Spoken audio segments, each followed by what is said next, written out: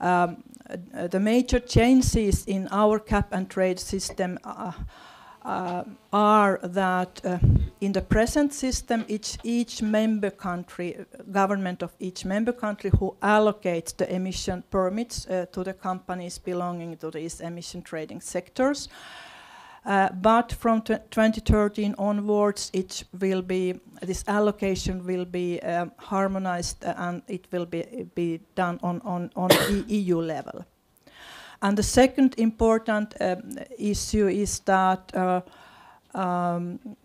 power sector will have to buy their emissions. We have the eastern member countries which are poorer, they have a certain derogation which is time limited for their old power stations.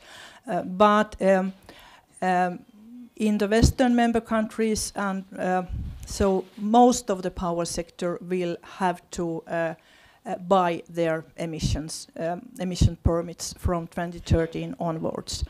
And for the manufacturing sectors which are included into emission trading, there will be a phasing in of auctioning.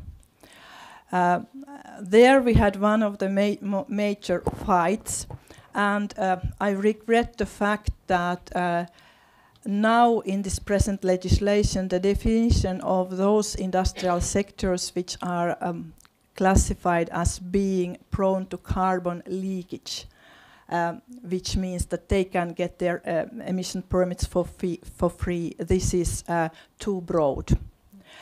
But this will be reviewed after we know the outcome of the international agreement. But anyway, also for those sectors which expect to say to get their emission permits for free, this decreasing cap which applies to all these sectors, that applies to them also. And all emissions which are outside of the energy intensive sectors which are included to emission trading, the emission reduction is divided between the member countries. So now for transport, etc., also emissions coming from agriculture, including meat production, there are country-specific quotas for 2020, and also linear pathway with mandatory, with binding yearly targets, with also a sanction system for those who don't comply. So this altogether forms the EU cap, which is minus 20% or 20% reduction by 2020, and it's part of the legislation that after the result from the international agreement, we are going to tighten up the targets. And maybe as my last point, I mentioned still that there are country-specific targets also for renewable energy. Of course, the present situation in each member country is very different. For example, in my country, we have a lot. It's the share of biomass, which is renewable in our energy. Is pretty big, and therefore we are one of the top countries in the total share of renewable energy. But my country is not good in, for example, wind powers, so-called new renewables. For example, Denmark and Germany are much better there. And each country has a country target which is binding, which means that each country has to speed up the development of renewable technologies. So all the details of this legislation are not exactly according to what I would have wished, but anyway, I think that as a European, I can be proud of the fact that we do have this post-2012 climate legislation now. Thank you for that, Satu. Malini, India has been very vocal in climate negotiations over a long period, making the case that industrial countries have not done what they need to do, and the argument is often made by Indian government representatives that India should hold off on acting until there is much more progress in industrial countries. But of course, things have started to evolve in India now, and as Dr. Pachauri mentioned, there was a new climate policy that was announced by the Indian government in June last year. I believe you were part of a group that was rather critical of that policy, indicating, I think that you indicated that it deserved a B+ for effort, but only a D for vision. Give us a sense of the flavor of things, not only within the government, but what is going on in the non-governmental sector, in business. How are things evolving in India these days on the climate issue? Okay, thank you very much, Chris, and good afternoon, everyone. I guess you want the no-holds-barred approach. Absolutely. You're known for that. I'm known as a critic of my government, but I would qualify that by saying that actually I'm a critical optimist. Because what we've been trying to do is put forward a very, very different script for India. Not the hackneyed script of rejectionism and victimization that, my goodness, climate change is a Western conspiracy against India to keep us backward and impoverished. But actually to say climate change is an issue which is going to affect us perhaps uniquely at a subcontinental level, because we are so topographically and socially vulnerable to climate impacts. We simply do not realize the extent of that even.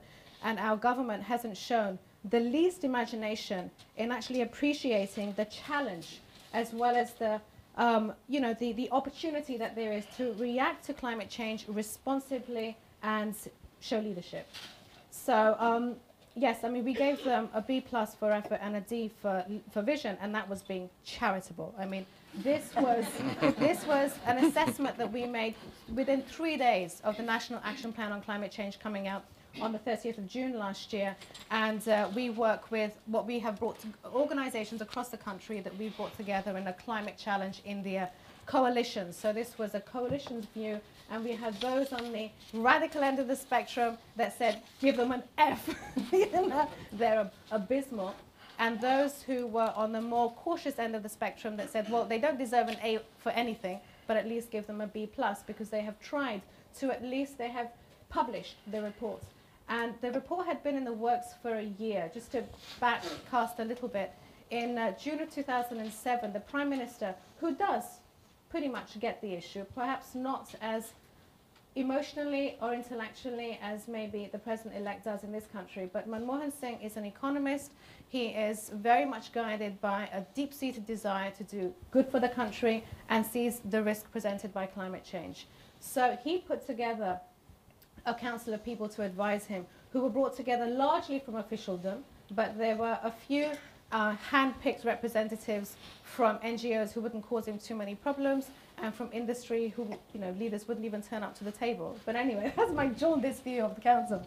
However, the council was set up, and it took them a year to publish this National Action Plan on Climate Change, which, as Dr. Pachauri has already said, focused on 8 missions that the country, issues effectively that the country needed to focus on. And they ranged from a very positive focus on solar as the renewable of choice for India, given our advantage in terms of the amount of sunshine we get. I think we're second only to the United States in terms of the number of sunlit days that we get in the world. And there was also attention in the National Action Plan on Climate Change on addressing the critical water security issues, the vulnerability in particular of the Himalayan ecosystems, etc. However, the devil of any well thought through or even marginally in this context thought through plan is not just in the detail, but actually in how close it keeps to its own delivery time. In this particular National Action Plan, there were no targets or timetables, but the one thing that they did say is, hey, we have just alerted you as to the 8 areas that we think we want to work on, but hold us to this. We're going to come back to you within 6 months, and in each of these 8 areas, we're going to work in a joined-up government way and have the lead ministries responsible come out with detailed action plans. Well, that was supposed to happen in December, and now it's January the 15th, and we don't even have that.